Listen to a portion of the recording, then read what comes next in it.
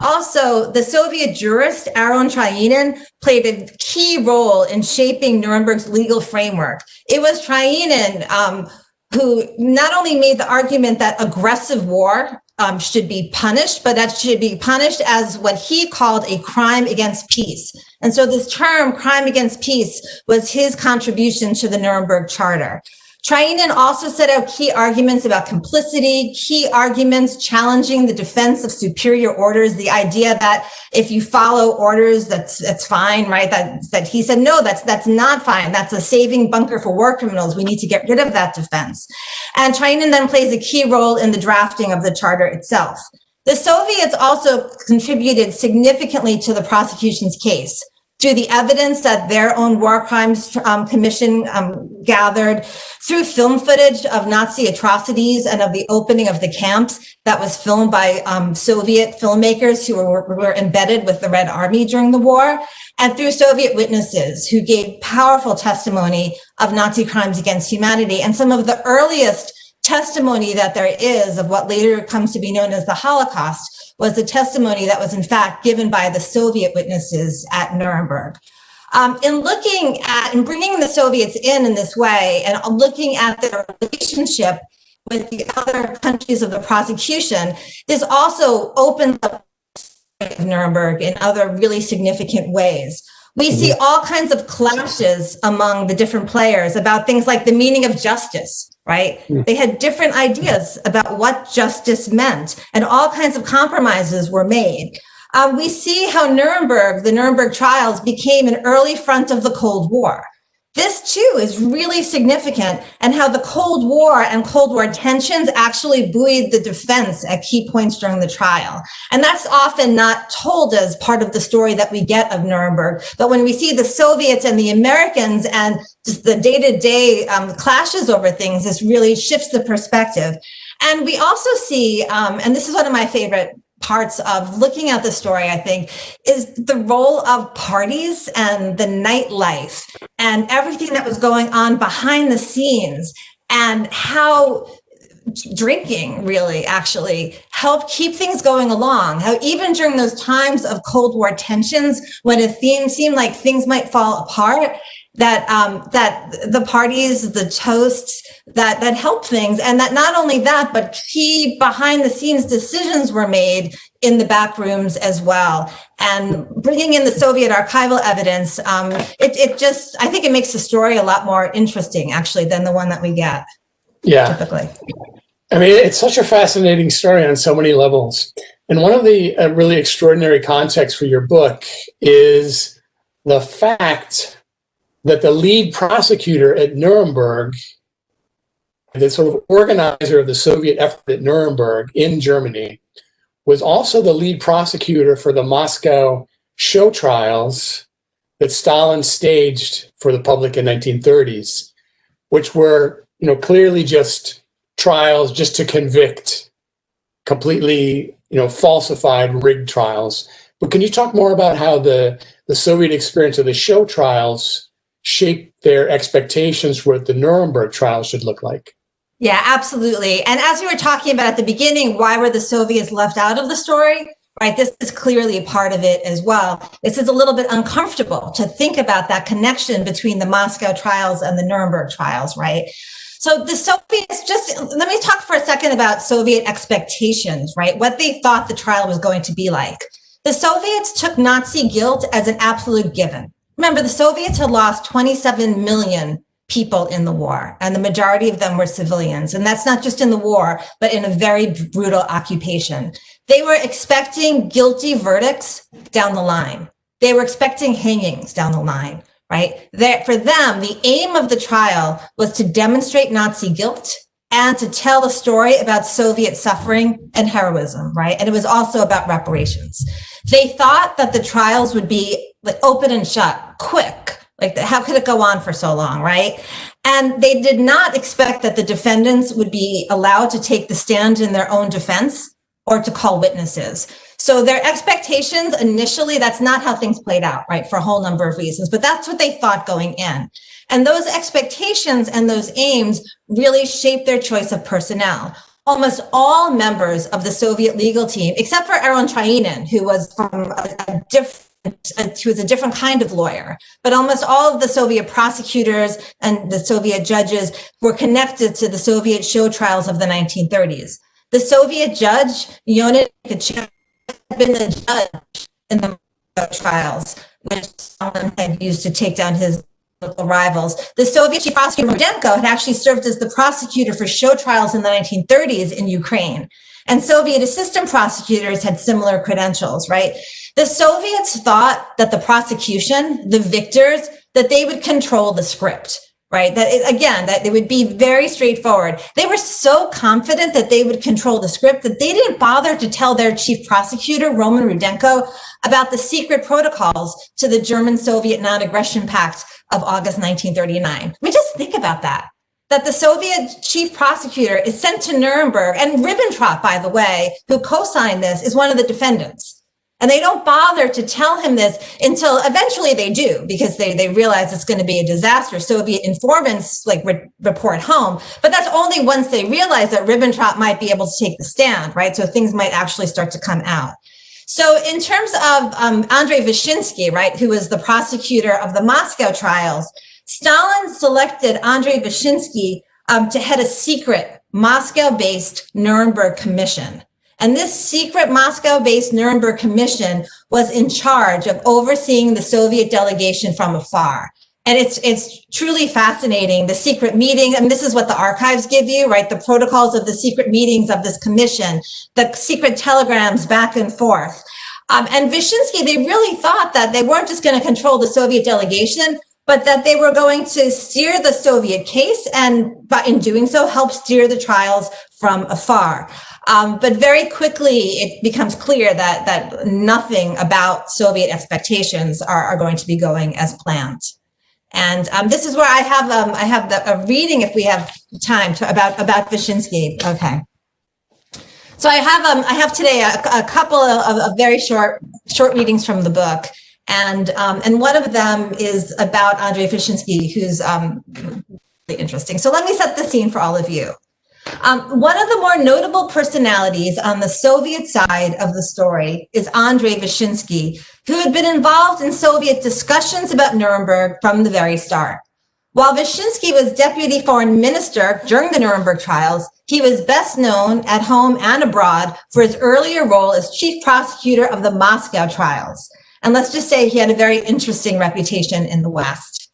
The Nuremberg trials started on November 20th. And a week in, things already are not going according to plan for the Soviets. There are all kinds of problems. Not enough translators and interpreters, a sense that U.S. Chief Prosecutor Robert H. Jackson, the Supreme Court judge, right, is trying to take over the bulk of the case, that the defense is looking to introduce evidence implicating the Soviet Union in war crimes and crimes against peace. And this is an excerpt now from chapter 5. On Sunday, November 25th, Andrei Vishinsky came to town. His arrival created a state of heightened alert among the members of the Soviet delegation. The Soviet prosecutors and judges all knew that they were in Nuremberg to do Vishinsky's bidding and that their fates rested in his hands. Even the Western prosecutors were stirred up. According to U.S. Assistant Prosecutor Telford Taylor, the U.S. delegation had regarded Vishinsky as an ominous figure because of his role in the Moscow trials. Everyone eyed him with curiosity. What exactly was his business? How would he behave? Vishinsky had come to Nuremberg primarily to ensure that the Soviet prosecution successfully repelled a push for the tribunal to consider highly sensitive evidence about the German-Soviet non-aggression pact. The instigator of this request was Alfred Seidel, the defense attorney for Hans Frank and a former member of the Nazi Party himself, who claimed to have dug up some documents about the pact's secret protocols. These secret protocols, in which Hitler and Stalin had plotted out the conquest and division of a large part of Eastern Europe, implicated the Soviets in a crime against peace. The evening after his arrival, Vishinsky called a meeting with the members of the Soviet delegation. Many issues were discussed. At the end of the meeting, Vishinsky broached the most sensitive issue of all, a request made by Jackson. A few weeks earlier, Jackson had asked his British, French, and Soviet colleagues to write up secret memoranda detailing their country's war crimes in anticipation of potential allegations from the defense. Back in Moscow, Soviet leaders had put their own spin on Jackson's request. Without admitting to any wrongdoing, they had made a list of taboo topics that they wanted kept out of the courtroom. Vishinsky now presented this list to the Soviet delegation. Not surprisingly, this highly secret list, which, by the way, had been typed out on a single sheet of paper, included a number of items about Soviet-German relations, including the German-Soviet Non-Aggression Pact of 1939 and all questions relating to it. All questions, by the way, is code for the secret protocols. Molotov's visit to Berlin and Ribbentrop's visit to Moscow. It also included more general topics, including Soviet-Polish relations. Vishinsky now ordered Soviet Chief Prosecutor Roman Rudenko to reach a verbal agreement with the French, British, and American prosecutors to steer clear of questions that their countries did not want raised by the accused. He also instructed Rudenko to get the other prosecutors to agree that they would review each other's evidence before it was submitted to the tribunal. Rudenko was to oppose the submission of any documents, any evidence that was harmful to Soviet interests. Notably, Vishinsky did not give Rudenko permission to share a physical copy of the Soviet taboo list with any of the Western prosecutors. Once a copy was in circulation, the Soviets would lose the shield of plausible deniability. Now, Vishinsky's visit was an occasion, even to those who were unaware of his direct involvement with the trials and only knew him as a visiting Soviet dignitary. Jackson gave a big dinner at the Grand Hotel in Nuremberg in his honor. Vishinsky went there directly from his meeting with the Soviet delegation, still peeved at Jackson, we know. At one point in the evening, Vishinsky rose and proposed a toast to the defendants. May their paths lead straight from the courthouse to the grave. In their glasses before the translation was finished, and the American judges were appalled to hear that they had drunk to the deaths of the accused. This was perhaps the only time that the Soviets did not mind the sluggish pace of interpretation from Russian into English. Vishinsky visibly enjoyed the moment.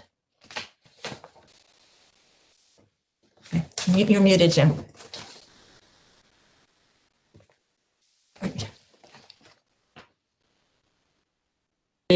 Yeah, that's such a great story. I love that Vishinsky story. Yeah, I like it too. Yeah, especially because the whole translation thing dogs the Soviets the whole time. They're such at a disadvantage because of the interpretation. And this is the one moment when they're happy about how that goes. Right, having the prosecutors drink to the deaths of the defendants without knowing the judges, right? Even worse. And they all knew, right, that Nikitchenko had already decided they should all hang, right? And so that's sort of hanging the whole trial to begin with. So yeah. Now I wanted to ask you, I mean, in principle, the Nuremberg trials, this huge international spectacle, should have offered the Soviets a chance to demonstrate that they were important players on the global stage, which is something that they always wanted. Yes. And to kind of highlight their new superpower status. But what you argue is that the Soviets really struggled to present themselves in a good light on the world stage. And why is that? Yeah, it's so interesting. I mean, really, one of the other reasons that the Soviets want this tribunal is because they really do want to take their place at the table of the victors, but they don't anticipate is that they are not ready for this kind of an international forum, and that really has to do with the particularities of Stalinism. In part, it has to do with the kind of blinders that they have, right, about what this trial is going to be like. But it has to do with a whole other lot of practical things, right, including what I just mentioned. They really don't have enough qualified translators and they don't have enough qualified interpreters, right? And that has to do with Stalinism, because the NKVD, the Soviet secret police, had shot German speakers in the 1930s and during the war as potential enemies, right? And then even afterwards, at the time of the trial, this NKVD, the secret police, is reluctant to clear people who know foreign languages for travel abroad. Because on the one hand, the Soviets need people who know foreign languages, but for the secret police, there's always this tension between the secret police and the Ministry of Foreign Affairs, and it plays out here as well. So they struggle. They really don't have enough interpreters. They really don't have enough translators. Another big issue is secrecy, just the politics of secrecy in general. Rudenko and Nikitchenko, the Soviet prosecutor and the Soviet judge who you would think would have the information they need at their fingertips for this, they are given information only on a need-to-know basis. It's just like fed information very slowly. And so again, they are missing entire chapters of the history of Soviet-German relations. And eventually they get filled in on things, but oftentimes it's when it's kind of already too late. Another big issue is centralization, right? The Soviet system, the Stalinist system, is highly centralized. And the Soviet delegation is really expected to have every single decision, large and small, cleared, approved by Moscow. And this is very different from the other delegations, of course, which have a lot more freedom. So, Jackson is consulting with Truman. Jackson is consulting early on with the OSS and later with Army intelligence. But the Soviets, for everything, they have to smuggle out documents, sneak out information, and wait. Because then in Moscow, things go through like all of these various levels of clearance. And so it's, again, super interesting in the archives to see the judgment, for example. Nikitchenko was supposed to have been working on the judgment secretly with the others. And all the typical books on the Nuremberg trials, they talk about how, sequestered in a room every day, someone would come and take trash and burn it. Somehow managed to smuggle out a copy of the judgment back to Moscow with all of this. And then he's stalling and waiting because he eventually gets like a 17-page telegram that Stalin had signed off on, telling him all the ways that Stalin was not happy with how the judgment looked and giving him advice about how to move things in a direction that he wanted.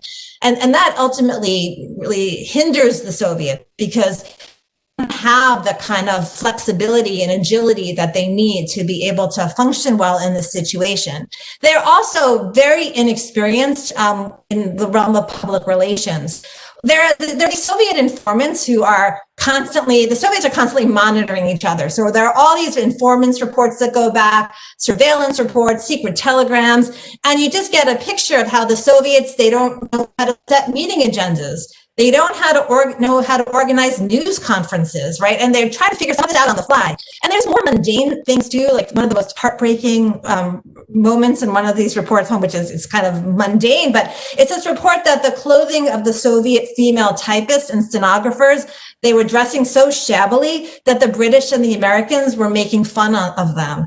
And that they had then started to go shopping on the black market to try to present themselves better, and kind of a warning to the Communist Party that this shouldn't be the case, that they should be providing people with better clothing if they're going to go abroad and present the Soviet Union on an international stage. So, yeah. So again, the fact that they choose these people who have domestic show trial experience also signals, right, what they're expecting. Yeah.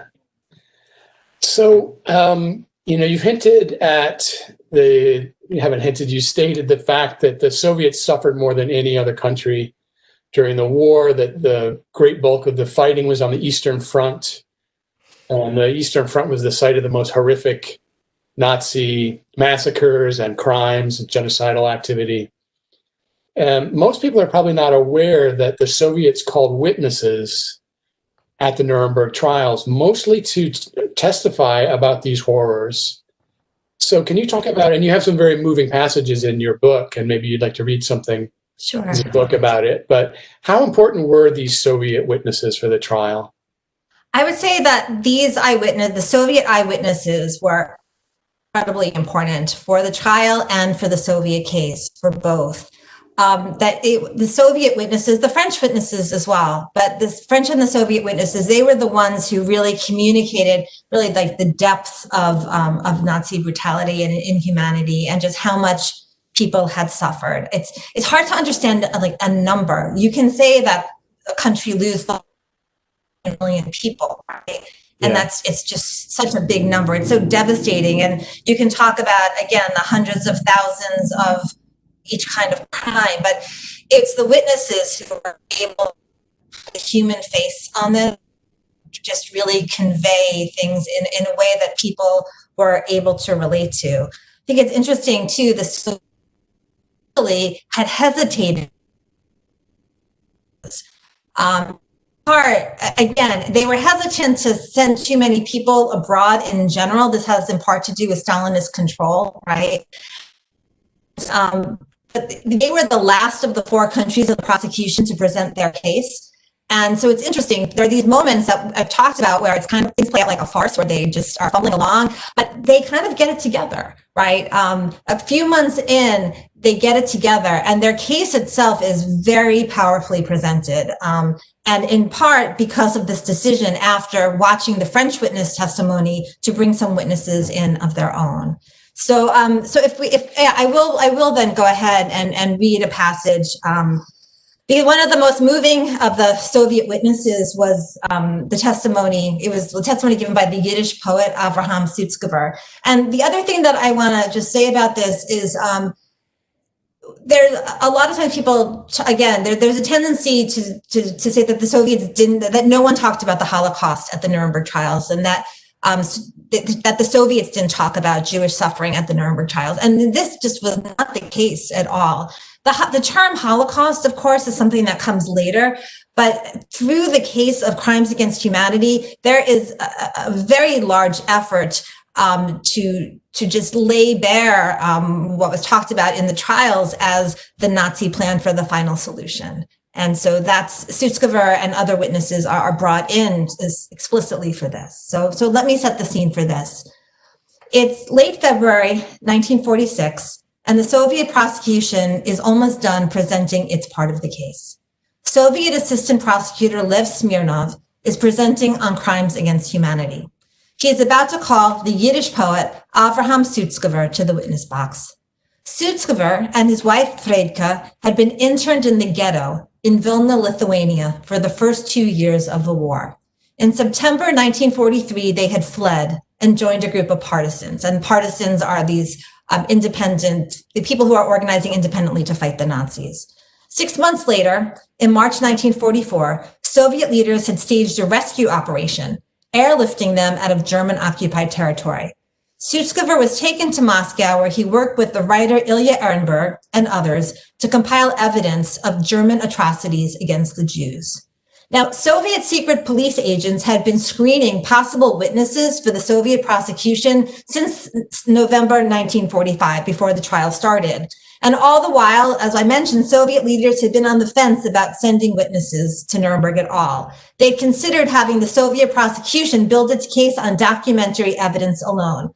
Moscow made the final decision to send witnesses only in late January, after the French prosecution had called its witnesses. And they ultimately sent 10 witnesses, and Sutzkever was, in fact, a very late addition to the list. And this is an excerpt now from chapter 8. Avraham Sutzkever had spent a couple of fitful days and sleepless nights, nervously waiting to testify. The responsibility of representing the Jewish people weighed on him heavily. Will I pass the exam? Will I fulfill my mission properly for history? For my people? God only knows, he had written in his diary. Now, before the courtroom, the poet was visibly overcome with emotion. Unlike the other witnesses, he remained standing in the witness box, as if, he later wrote, it had been a matter of reciting Kaddish, the Jewish prayer for the dead. Sutzkever's voice trembled and his body shook as he told the court about the operations of the Einsatzgruppen in Vilna. He described how in the autumn of 1941, the manhunters of the SC had barged Jewish homes day and night, dragging men away to the nearby village of Ponary, most of whom were never heard from again. He also spoke of the pogrom the Germans had initiated earlier in Vilna in July 1941. Even before the Vilna ghetto was organized that August, half of the city's Jewish population had been murdered, he attested. Before the occupation, some 80,000 Jews had lived in Vilna, Sutzkever emphasized. At the end of the war, there were only 600 left. Smirnov asked for a clarification. 79,400 people were exterminated? Sutzkever answered, yes. The most harrowing part of Sutzkever's testimony was his recounting of the murder of his newborn son in December 1941 by German soldiers in the ghetto hospital in Vilna. And in the book, there are some passage about this, but it's much too much to read out loud. So I'm gonna go on. Sutzkever had testified for almost, and he was spent, shaken to the core, as he wrote in his diary. He was consumed by both his own suffering and his desire for vengeance, but also strengthened by the knowledge that the Jewish people had survived, hardened by the ardent, intense feeling that no power of darkness is able to annihilate us. He considered it a matter of Jewish destiny that he, a Yiddish poet, had survived to judge Rosenberg and Frank in Nuremberg, and through them, all who had adhered to their ideology. Sutzkever had indeed done well, speaking for the Jewish people and also testifying on behalf of the Soviet people. Smirnov, Shainin, and Zoria, three of the Soviet assistant prosecutors, all congratulated him afterward for so ably doing his part. Sutzkever, a Jew and a partisan, served an important role for the Soviet prosecution at this point during the trials. Through his testimony, the Soviets were able to integrate the story of the annihilation of the Jews into the larger narrative about German crimes against humanity and the wartime suffering of the entire Soviet people in the occupied East. That's incredibly moving. Yeah. Well, let me just change gears a little bit. You and I have something in common, which is that we both really enjoy working in Soviet archives in Russia. Can you talk about how the archives, what type, sort of how archival material maybe helped shape your book and draw new conclusions and have new insights? Yeah, absolutely. This is one of my favorite things to talk about because I just love the excitement of working in the archives and tracing and putting together the story. So I worked in 5 different archives in Moscow, and it's the archival materials that really allowed me to bring the Soviets into the story, that provided all kinds of details about what was going on in the courtroom,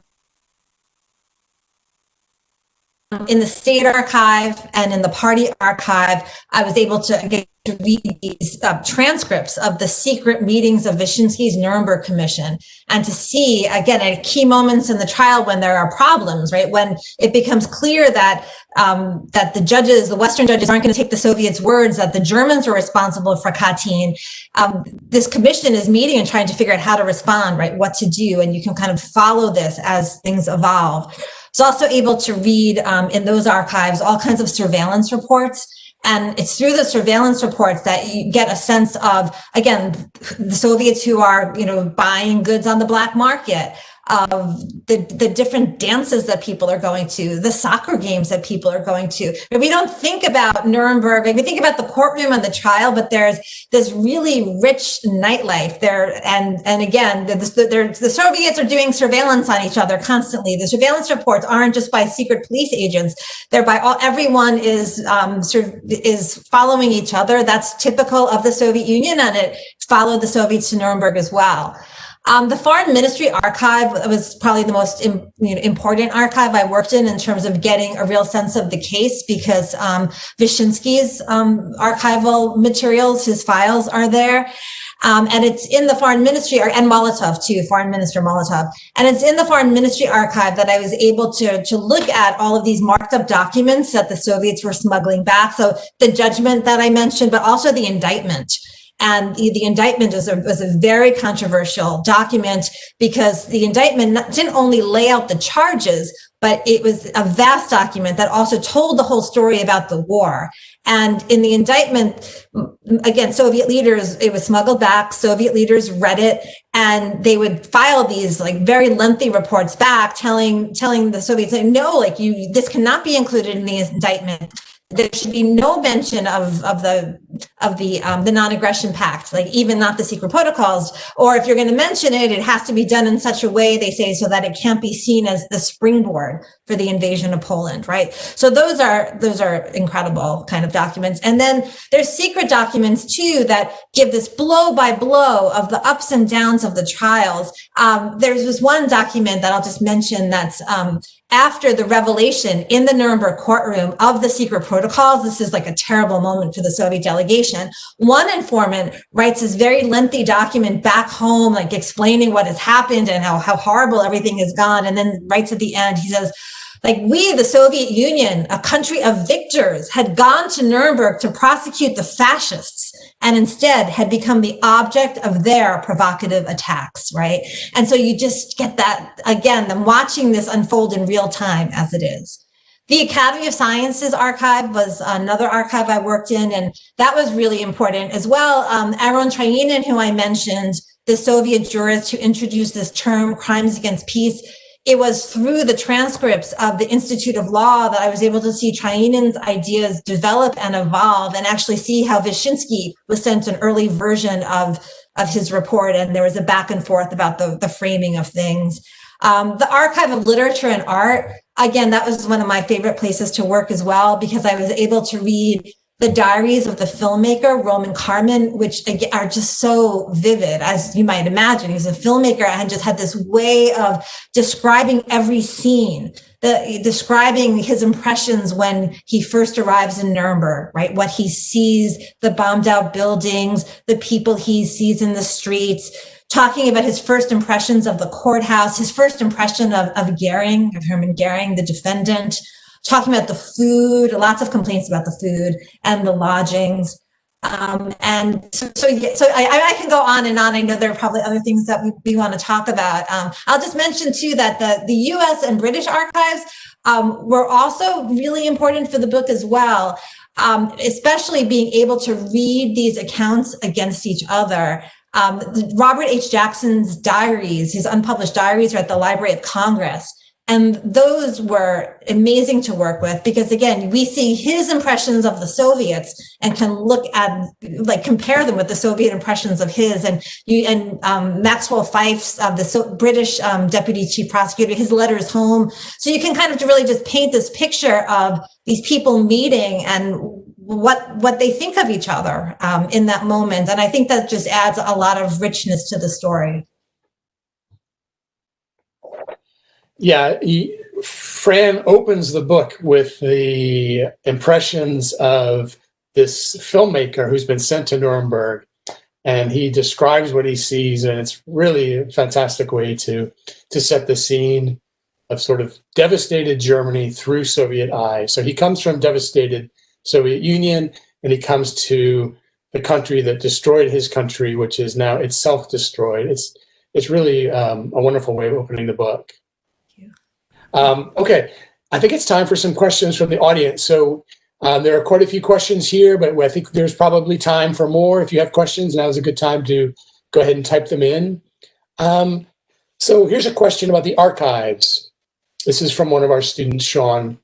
In terms of the archives, were any documents off limits, or did you have access to anything that you deemed necessary for your research? That's such an interesting question. The thing about the archives, they don't tell you, I mean, in the sense of like what is not, in the archives I worked in. Now, let me just say that I worked in these archives. I did the bulk of the research for this book in 2005 and 2006. And I've heard from other scholars that some of the materials I worked with are not so easy to get access to right now. So I was lucky to get in at a moment where I had good access.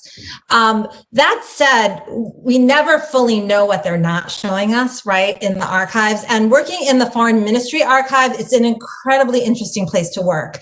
When I was there, first of all, you have to petition to work there. And so I would petition, I would keep showing up there. And then finally, I don't know if they got tired of my petitions, or actually, it was actually soon before I was supposed to leave that they said I can come in, and I ended up just extending my trip. But so they let me work there, and they have a guide to the archive, but they keep it locked in a glass shelf. So you can see the guide to the archive on the glass shelf, but it's only eventually that maybe they'll let you look through it. So it's complicated. I felt like I had, in terms of your question, I felt like I had enough documentation to be able to tell the story, right? That said, it would be fascinating to be able to work in NKVD archives, right? That was off limits. It would be fascinating if there were more documents in the Stalin archive that have not been declassified. So, yeah, and that's not just true for the Soviet archives. Like even working in US archives, you never fully know if you're getting access to everything. But you just put things together the best that you can. Yeah. All right. Another question. Just a second.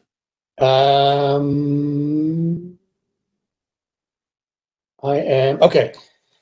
At the Tehran conference, Stalin famously said he wished to see 100,000 German officers physically liquidated after the war. Can you talk a bit more about how this traditional vengeance-bent depiction of Soviet post-war justice argument that the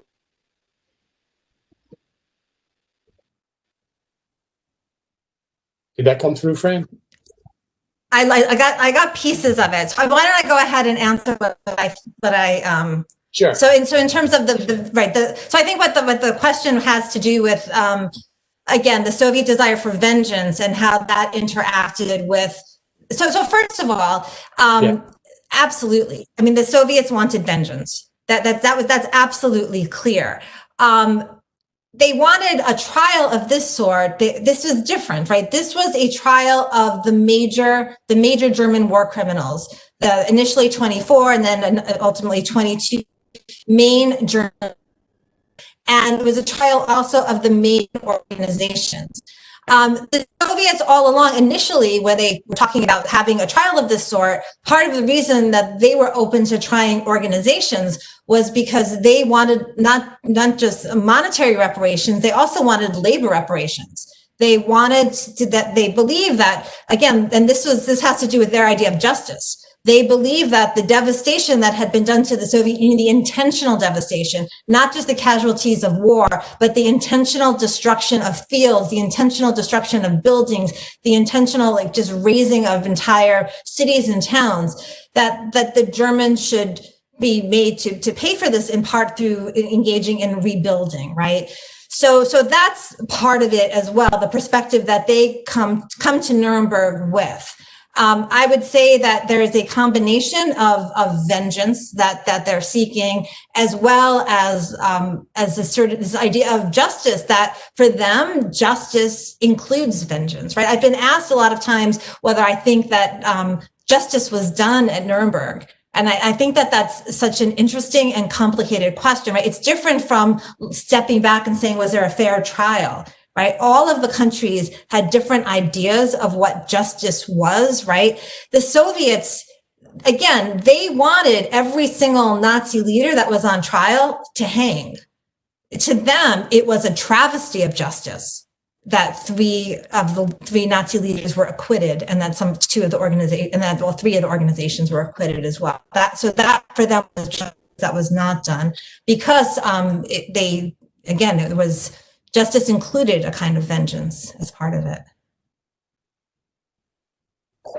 Great. A audience member from Pittsburgh asks, were there any internal politics with the other delegations? Oh, absolutely. I mean, the internal politics in terms of so there's the politics between all of the delegations, and then we absolutely see internal politics within the delegations as well. There have been a number of a number of works written about Jackson and his team and some of the internal struggles that they had as well. And yeah, I mean, again, I see this the most through the archival material. So the internal struggles that I'm seeing, like within the Soviet delegation, these are things that are reported back to Moscow and that they're starting to work through. And on the American side, again, you see some of the conflicts about, again, how should the case be structured? There are conflicts of personality, conflicts just, again, in terms of what should be emphasized. But I think the Soviet case is interesting. It's not internal politics and internal conflicts in quite the same way, because there's so much surveillance going on from the outside. And this is the other thing I should mention about the Soviets. The Soviet prosecutors and the Soviet judges, they have to worry for their lives, right? It's a different kind of politics. Members of the American delegation can argue with each other. Someone can be sent home, right? Those kinds of things happened.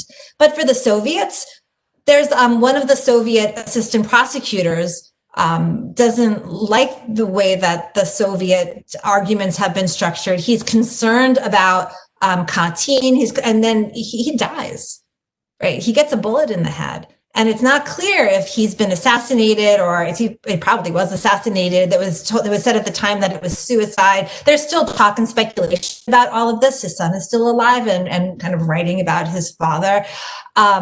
But you know, that's what would happen on the Soviet side if the internal politics went wrong. Great. A student asks, Dr. Hirsch, what was the most difficult part while writing the book? Oh, thank you for asking. That's the most difficult part about writing the book was writing about the atrocities and the crimes against humanity. And reading about it. So in terms of the research that I did, it was the archival material, but it was also reading the transcript of the trials as well, and reading a lot of the evidence that was submitted to the tribunal as well, and some of the depositions. And there was a time there when I was really working with this evidence, and it was hard to sleep. I was having nightmares. Because again, just being confronted with just that level of inhumanity, that's still really hard for me to talk about and to think about. And I always I hesitated even with the Susceptibility reading because it's hard. But I also think it's really important because that's part of what Nuremberg was about. It was about exposing those things. And so in writing about it, those crimes should be exposed as well. But it's hard to read about and it's hard to write about. Yeah, absolutely. There's a question about the introduction of the Soviets to the sort of international multilateral institutions. It says, the question is, it seems like Nuremberg was the Soviets' first introduction to international multilateral institutions, the politics, personalities, and public relations. How did this shape Soviets' view of international institutions after the trials? What lessons were learned? Thanks. That's a great question. So in some ways it's the first, and in some ways it's not, right? Because there are other conferences. There's Yalta, there's Potsdam, and so at those conferences, there are some translators along and interpreters and other staff. But for Nuremberg, this was one of the biggest moments where they had the most, again, all of these journalists and writers and filmmakers and interpreters and stenographers and typists and it's a different kind of process, and they struggle a great deal. They learn a lot of things along the way, right, as they're going. Actually learn how to hold press conferences. So initially, this is really frustrating for the Soviet journalists. The Soviet journalists get to Nuremberg and they're not getting Soviet newspapers because the mail is really slow and not all the newspapers are being sent. But there are all of these like British newspapers and French newspapers, and all the other correspondents are asking them questions about what's going on in the Soviet Union, and they don't know. And not only don't they know, but they don't know the official line. They can't just give any answer because this is their Soviet correspondent. So Pravda, which that means truth, and it's basically the official view on things. So they need their version of Pravda in order to be able to talk and tell it. So that's part of it. But also, they keep all this information under lock and key, that while the other delegations are sharing information about their witnesses and the case and holding these press conferences and making things easier for the international correspondents, the Soviets are afraid to do this. And eventually they do start to do it. So that's one thing that they learn. It's the other things. So it's really interesting. Some of the materials I saw in the party archives in Moscow, there was an initial push in the wake of Nuremberg to actually try to learn from some of the lessons of the Nuremberg trials. And in particular, the documents that I saw really focused on the public relations and the press aspect of things. But they also learned to be suspicious, right? That's the other big piece of things. And in fact, in 1946, in the wake of Nuremberg, there's an acknowledgement that international institutions are going to be critical. And the Soviets, they see themselves as an international power, as a superpower. They're going to have a role in these international institutions. The question is how to use these international institutions to their benefit, because at Nuremberg, this was difficult to do, right? And how to use international institutions also in a way that will protect their state sovereignty. The United States, by the way, reaches a similar conclusion about international institutions, again, about their usefulness. But again, there are questions in the US about sovereignty and how these should function. It's one thing for countries who are occupying a country like Germany, right, after a war, to try the German leaders, the defeated leaders of a state, right? It's another thing afterwards for these leaders of sovereign states to get together in these new international institutions and to say, like, we're going to submit our own citizens to a kind of an international court. We're going to submit our own country to the rules of these international institutions. And there's a lot of reluctance about this, I think, in part because Nuremberg had been so hard. So that's part of it. One other thing I want to say in terms of the Soviet case, too, is that this is the moment after Nuremberg in 1946 that Stalin turns away from the West. So, at the Nuremberg trials, this was this moment, it was a moment still of hopefulness and cooperation and everyone working together. And then afterwards, the Soviets started an anti-Western campaign, which morphs into an anti-cosmopolitan campaign, an anti-Jewish campaign, and they pull away in some ways in terms of their in that moment as well. So I'm sorry, I answered that question like 3 different ways. It's such a good question. There's so much to think about and so many directions to take it. Yeah. A couple of students are interested in the research process for working in archives. And I'm going to merge a couple of questions together. So one just asks about the kind of daily routine of working in Russian archives. What is the daily routine like? And another asks about the challenges of working with Russian language. And I'll sort of modify it a little bit, which is there's a lot of very specific Soviet language and a lot of very specific legal language that you must have become to make yourself acquainted with and learn the nuances of it. And what was that like? Yeah, so my biggest advice for anyone who's going to go and do a research project in the Russian archives is that there are lots of ways to prepare before you go.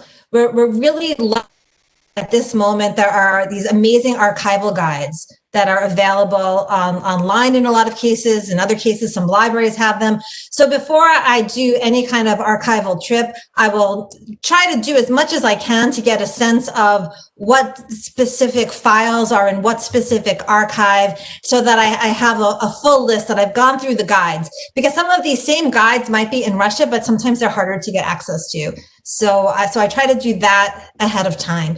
The other thing that I would recommend anyone to do is to read Russian language works on your topic and to go through the footnotes, because that not only gets you better acquainted with the terminology that's used, right? But when you read through the footnotes, a lot of times that's how you know also what files to order. There are all these Soviet books from the 1960s and 70s that the Soviet books are really interesting. The story that's told in the middle is often different from the introduction and the conclusion. They're shaped in a way to conform with official Soviet norms, but what's in the middle will often be like, really interesting and great for other scholars. So you want to read those books, even though when you first start paging through, you're like, this isn't going to be good. And then in looking through the footnotes, that will help you get set up on a research path as well. The other thing is just, now you can email archives, you can email archivists. A lot of them will be really helpful. Some archives have even put some archival material and collections online.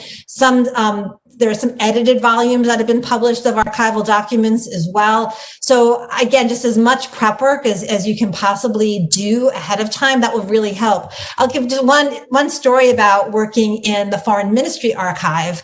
I had worked in the Holocaust Archive in Washington, D.C. before I went there, because I knew that they had microfilms of some of the documents from the Foreign Ministry. And so when I got to the Foreign Ministry, having to do with the Extraordinary State Commission. So when I got to the Foreign Ministry Archive, those were the documents that they gave me at first. That's the archive where it's hard to see a guide. And it was really helpful for me to be able to say that, well, thank you very much. I've actually already worked with all these archives. There are copies of them in this other archive. That's how the archivist knew that I was serious about what I was doing. Mm-hmm. And that helped kind of break things through a little bit and get better access to other things that they might not have given me initially. Yeah. So we have about 8 minutes left, and there are a couple of questions I want to ask you. One is, Professor Dr. Rich has asked what you think about the digital virtual recreation of the Nuremberg trials that's being developed at the University of Connecticut. Have you heard about that? This is not the courtroom 600. There are a number of these that are happening right now. So I'm not sure which is this the 600 or courtroom 600? Yeah, I don't know. Not okay. Sure. But send me the link, because if Stephen, I haven't seen it, I want to see it. Stephen or Jody might know. You could send me a note in the Q&A if something more specific. But okay. In general, I think just the more resources, the better. So yeah, this is like a virtual, I think, recreation of it, because yes, the courtroom 360. Oh, the courtroom 360 project is courtroom 600. If that's what it's excellent. They have all these documents and yeah. But I'm not sure if we're talking about the same thing. I'm not sure either. There are a lot of yeah, courtroom 600. Courtroom 600 is it? Yes, I think courtroom 600 is excellent. I'm a fan. Okay. Here at Rowan, we're doing, we have some faculty working on a virtual reality project that's going to be really good. They're going to sort of recreate daily life in the Warsaw Ghetto. Oh, wow. So, yeah, they're doing an amazing work as far as I can tell. Okay, and then a former student, Bill, asks about Soviet casualties in the war, and would like to know if those numbers, that 27 million number that we hear, is inflated by Soviet atrocities committed against the Soviet population. In other words, government atrocities committed against Soviets themselves. So the 27 million is the number that's also used by scholars of the Second World War, like Catherine Meredale and others who have written extensive. And that's not just a Soviet number. So. But I answer this hesitantly, because I feel like there's still so much that we are learning. There are still so many questions, again, about, there are a number of Soviet scholars who have been trying to, suggesting that maybe there were things other than Katyn, for example, that were cover-ups. And we just know enough to that. But there are some Soviet scholars, some from Russian scholars, I should say, who are doing that kind of research. Yeah, I mean, it wouldn't be a huge number. It wouldn't alter. No, it would not. It would not alter anything. More than 20 million number. No, it would, no. No way would it alter that, right? Yeah. Okay. There's one more question. A person, a few words in Pittsburgh, is asking about Robert Jackson. Robert, right? Yeah, Robert H. Jackson. Yeah, Robert H. Jackson. So, do you want to say to somebody who's just interested in him? Did you uncover anything new about him? Do you have any new perspectives on him? He's okay. So Robert H. Jackson is one of my favorite kind of. You kind of get to know them a little bit, right? And he's such a great writer. He had a very interesting career as a Supreme Court justice. The thing about Robert H. Jackson, in all of the American accounts, he's held up. It's Nuremberg. It's him, right? In the movie, The Nuremberg Trials, which is this docudrama, it's Alec Baldwin plays Robert H. Jackson, and it's just like a whole, and in kind of really studying the trials and also looking at things from the Soviet perspective, right? You just get a sense that Jackson. A lot of Nuremberg was about Jackson, but and the other countries were not happy about that because what he was continually trying to do, he did not like the Soviets. He did not really like the French. He did not trust them. And he certainly did not trust them to, the Soviets and the French, to present on critical parts of the case. And we get some of that too through his letters to Truman, where he'll talk about how the French can be really given their treatment of war prisoners of war. The Soviets, can we really treat them given what we know about Soviet trials that have been held already in Eastern Europe?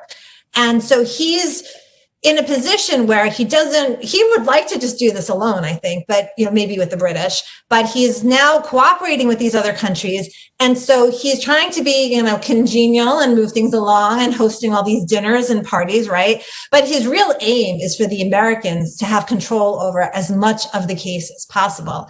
And so it's interesting. I mentioned the indictment earlier. The making of the indictment and the charges, and the Soviets used the indictment to sneak Katyn right into the case.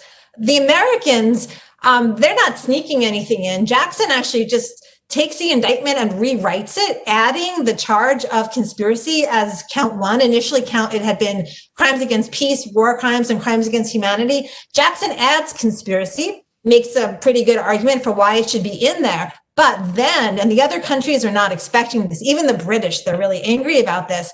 He then says that conspiracy charge, in order to prove a conspiracy, you have to prove the war crimes case and the crimes against humanity case and the crimes against peace. So he presents it as part of conspiracy evidence for the entire case. And so initially, they think that the U.S. case and all the other cases are really just going to last a few days, few weeks. He goes on for months. And then it's because of this that Nuremberg becomes what it is, in the sense of he goes on for a long time. And so then everyone else starts bringing in more evidence. And so it expands.